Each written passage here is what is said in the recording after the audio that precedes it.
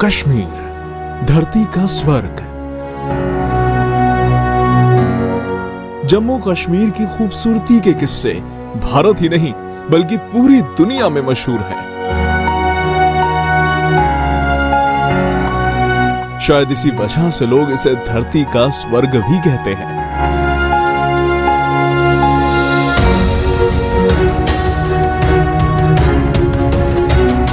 और यहीं पे होती है दुनिया की सबसे महंगी फसल यानी कि केसर खेती।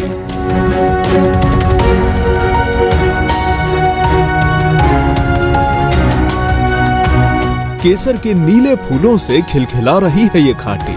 कश्मीर आने वाले पर्यटकों के लिए आकर्षण का बड़ा केंद्र है। दक्षिण कश्मीर के पुलवामा जिले का पांपोर शहर केसर के लिए मुख्य रूप से जाना जाता है।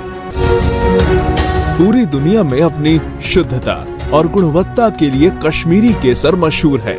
कश्मीर की केसर की गुणवत्ता दूसरे देशों से भी बेहतर बताई जाती है, इसलिए इसकी देश विदेश में भारी डिमांड है। केसर की प्रति किलो कीमत लाखों में बताई जाती है। सबसे महंगी फसल के रूप में मशहूर केसर खेती से कश्मीर के किसानों को काफी बढ़िया मुनाफा होता है। केसर का हम मिठाई, दूध और पूजा के दौरान उपयोग हर दिन करते हैं, लेकिन ये केसर उगता कैसे है और इसकी खेती कैसे होती है, ये सवाल सबके दिमाग में हमेशा रहता है।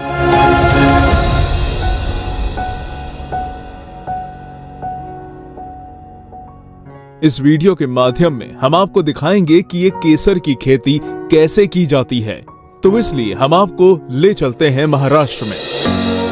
जी हां, आपने सही सुना, महाराष्ट्र में, क्योंकि सॉफ्टवेयर कंपनी में काम करने वाले पुणे महाराष्ट्र के शैलेश मोडक नाम के इस बंदे ने अपने अनोखे स्टार्टअप के माध्यम से सिर्फ 320 स्क्वायर फुट के एक सेकेंड हैंड कंटेनर में इंडोर केसर खेती को मुमकिन करके दिखाया है।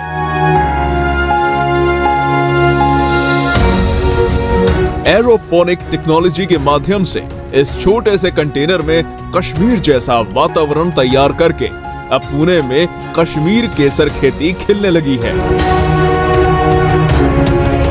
यहां अंदर कंटेनर में जाने से पहले अगर आपने हमारे चैनल को अभी तक सब्सक्राइब नहीं किया है तो वो जरूर करें और ये वीडियो एंड तक जरूर देखिएगा, क्योंकि ये भूमिहीन किसान तथा नए बिजनेस की तलाश में रहने वाले तमाम युवाओं के लिए प्रेरणादायक ऐसी सक्सेस स्टोरी है।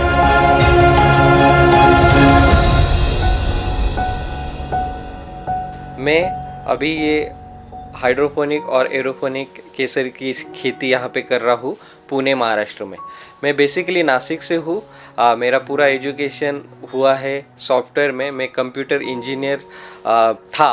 एक्चुअली 13 साल मैंने सॉफ्टवेयर इंडस्ट्री में काम किया, इंडिया के बाहर ज़्यादातर काम किया। फिर मैं जब इंडिया में आया तो जॉब छोड़ने के बाद मैं लकीली एक एग्रीकल्चर सेक्टर में आना, एक्चुअली वो भी एक एक्सीडेंट था, बट उसमें मैंने डिसाइड किया कि चलो एग्रीकल्चर सेक्टर में आए। तो पहला बिजनेस जो मेरा किया वो किया मधुमक्खी पालन, जिसमें कि मैं हनी बॉक्सेस जो हमारे फार्मर्स है राइट, उनको किसानों को मैं रेंट पे देता था और उससे मुझे वो एक बॉक्स में 10 to 20,000 10 से 20,000 मधुमक्खियाँ रहती थी। वो मैं रेंट पे देने के कारण मुझे उससे रेंट मिलता था, मुझे उसमें पोलन्स मिलता था, मुझे उसमें हनी भी मिलता था राइट। और जो किसान है उनको पॉलिनेशन सर्विसेज जो है वो मिल जाता था, जिसके कारण कि प्रोडक्शन बहुत अच्छा होता था।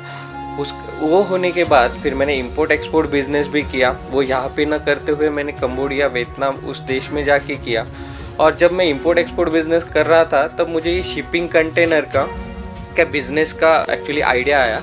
और वो करते समय जब ये कंटेनर और ये एग्रीकल्चर दोनों मिक्स कैसे कर सकते उसके बारे में से सोचना शुरू किया। और हम ये जो खेती है ये कंटेनर में इंडोर कर सकते हैं या नहीं, वो कैसे कर सकते हैं, इस पे हमारा पूरा ध्यान चला गया कि हमने उस पर स्टडी किया। और मुझे ये सब स्टडी करने में जिन्होंने गाइड किया उनका नाम डॉक्टर विकास खेरे, जो कि पूरे देश में अंजीर के लिए जाने जाते हैं। उनका पूरा मुझे गाइडेंस मिला और मेरे जो दोस्त थे डॉक्टर राहुल ढाके, हम सब ने मिलके डिसाइड किया कि हम इंडोर फार्मिंग करते हैं कंटेनर के अंदर। और उसके बाद हमने कंटेनर फार्मिंग शुरू किया। डिज़ाइनिंग से लेके पूरा प्रोडक्शन तक, एग्जीक्यूशन तक हमने हमारा डिज़ाइन बनाया, हमने वो पेटेंट को भी डाला और इसमें हमने खेती शुरू की हाइड्रोपोनिक तरीके से। हाइड्रोपोनिक जिसमें कि हमने ओनली पानी का यूज़ करके हम खेती करते थे विदाउट सॉइल। तो ये सॉइललेस, इसमें मिट्टी का बिल्कुल प्रयोग नहीं होता है। तो हमने इस एक 320 square feet 320 square feet area में हम 1 एकड़ का प्रोडक्शन पूरे साल में लेते हैं, राइट। तो इसमें इस 320 स्क्वायर फीट में 4000 प्लांट बैठते, ऐसा सेटअप हमने किया और हमने सक्सेसफुली वो ग्रो करके इसमें प्रोडक्शन लिया। कम से कम हमने 10 से 12 साइकिल हमने कंटिन्यूसली ग्रो किए।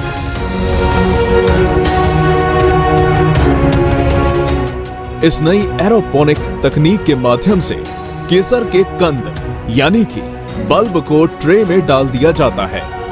फूल अगस्त से दिसंबर के बीच खिलते हैं। एक कंद से 3 फूल और 4 नए कंद मिलते हैं। साधारण रूप से 2 से 3 माह में केसर के कंद यानी कि बल्ब से फूल निकल आते हैं। बैंगनी रंग के इन फूलों को चुनकर उसके स्टिग्मा को निकाल लेते हैं। यही केसर कहलाता है। जानकारी के लिए, हम जो इंडिया में सबसे ज़्यादा जहाँ पे केसर उगता है वो एरिया है जम्मू कश्मीर में, एक पैम्पो करके एरिया। वहाँ पे मेजरली केसर का उत्पादन होता है। तो हम वहाँ पे गए, वहाँ से फार्मर लोगों से, वहाँ पे जो किसान हैं उनसे मिले और हमने जान लिया कि केसर का पैदाइश कैसे होता है, एक्चुअली कैसे ग्रो होता है केसर, उसका पूरा हमने इन्फॉर्मेशन लिया। और थोड़ा स्टडी करने के बाद हमने इंटरनेट पे भी स्टडी किया। उसके बाद ये जो क्रॉप है केसर का, जो पौधा है, वो भारत के बाहर पे, इंडिया के बाहर पे भी जो देश करते हैं उनका भी हमने स्टडी किया।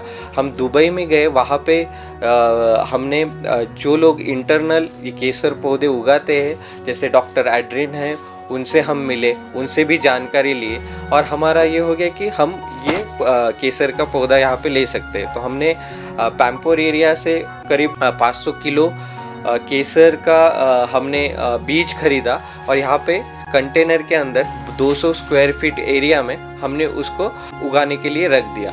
और जो केसर के पौधे को जो लगता है, ह्यूमिडिटी लगता है, टेम्परेचर लगता है और लाइट लगता है प्रॉपर, सो वो हमने जैसे जो टेम्परेचर पैम्पोर एरिया में है वैसा ही एनवायरनमेंट यहाँ पे क्रिएट किया।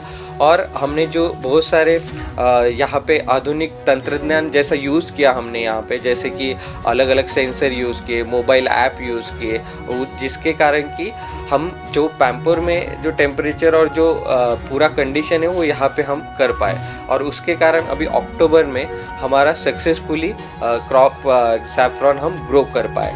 तो ये स्टेज में होने के बाद अगला स्टेज है मल्टीप्लिकेशन का स्टेज, और वो स्टेज पे हम ये क्रॉप का, ये जो बीज रहता है केसर का, वो एक बीज रहता है वो 8 साल तक चलता है और एक बीज वो दूसरे साल वो मल्टीप्लाई होता है। एक बीज के 4 बीज होते हैं। तो कम से कम अभी इस 200 स्क्वायर फीट के एरिया में हम एक्सपेक्ट कर रहे हैं कम से कम 1 से 1.5 किलो का केसर का उत्पादन हम यहाँ पे एक्सपेक्ट कर रहे हैं। हमने ऑलरेडी हार्वेस्टिंग स्टार्ट कर लिया है और यहाँ से हम प्रोडक्शन केसर का ले लेंगे। तो ये जो केसर है हमने यहाँ से निकाला हुआ है और ये ग्रेड 1 क्वालिटी का केसर यहाँ से हमने निकाला है। भारत में केसर का उत्पादन सिर्फ कश्मीर में ही होता है और ये आंकड़ा है करीबन 4 टन प्रति वर्ष जितना। वहीं भारत में केसर की डिमांड है करीबन 100 टन प्रति वर्ष जितनी। इसीलिए इंडोर केसर मांग और आपूर्ति को पूरा करने में महत्वपूर्ण भूमिका निभा सकता है। इंडोर केसर पर जलवायु परिवर्तन, व्यापक बारिश या गर्मी का शून्य प्रभाव है। एरोपोनिक तकनीक से केसर का उत्पादन बढ़ सकता है, ग्राहकों की मांग आसानी से पूरी की जा सकती है और ये तकनीक भूमिहीन किसानों के लिए भी फायदेमंद साबित हो सकती है। तो ये खेती करने के लिए हमको 200 स्क्वायर फीट एरिया में कम से कम 8 से 10 लाख का खर्चा आया और इसका हम ROI, अगर बिजनेस रिटर्न की हम बात करें तो ये केसर हम 500 रुपये ग्राम इस तरह से हम बेचेंगे तो कम से कम 1.2 ईयर मीन्स 1 से 1.5 साल के बीच में इसका रिटर्न ऑफ इन्वेस्टमेंट आ जाएगा। अगर किसी को इस केसर के पौधे कैसे ग्रो करते, ये खेती कैसे करते, इसका अगर इंफॉर्मेशन चाहिए तो आप हमसे हमारे वेबसाइट पे भी कांटेक्ट कर सकते हैं। वेबसाइट का नाम है www.365dfarms.com, राइट। इस पे आप कॉल करके हमसे जानकारी ले सकते हैं या आप इस मोबाइल नंबर पे भी कॉल कर सकते हैं। तो अगर आप भी अपने गांव, शहर, मोहल्ले में इस कश्मीरी केसर की खेती करना चाहते हैं तो इस अनोखे 365 डी फार्म्स स्टार्टअप को जरूर संपर्क करें।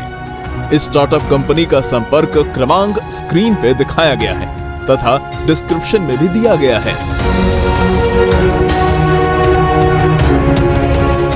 दोस्तों, आपके लिए हम हमेशा खेती के नए नए विषयों पर वीडियो स्टोरी बनाते हैं। इस बार हम आपके लिए ये अनोखी और शानदार वीडियो स्टोरी लेकर आए हैं क्योंकि ये भूमिहीन किसान तथा नए बिजनेस की तलाश में रहने वाले तमाम युवाओं के लिए बहुत ही फायदेमंद है तथा जो किसान कम समय में अधिक इनकम चाहते हैं उनके लिए ये सक्सेस स्टोरी प्रेरणादायी है। आशा है कि ये वीडियो आपको जरूर पसंद आई होगी, तो इस वीडियो को लाइक और शेयर जरूर करें। ऐसे ही और अनोखे वीडियोस देखने के लिए हमारे चैनल को सब्सक्राइब जरूर करें तथा बेल आइकन जरूर दबाएं।